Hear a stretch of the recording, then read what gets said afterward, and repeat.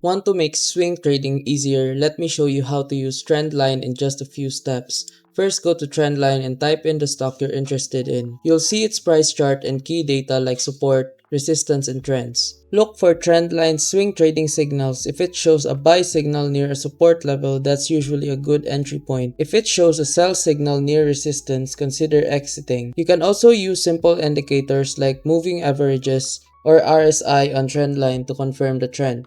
For swing trading, you want to catch the stock moving up or down over a few days. Decide your target price and stop loss before entering. This keeps your risk low and your trades organized. And that's it. With Trendline, swing trading becomes simpler and faster. Try it out and trade smart. And remember, if this video helped you fix something or saved you from wasting money, here's an easy way to support the channel.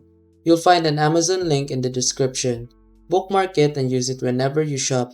Whether you're buying tech or everyday essentials, a small portion of what you already spend helps support the work here at no extra cost to you. And trust me, Amazon won't even notice. If you want to support directly, you can also buy me a coffee or check out the phone accessories store link below. Totally optional. That's it. Thanks for the support. Stay sharp and I'll see you in the next video.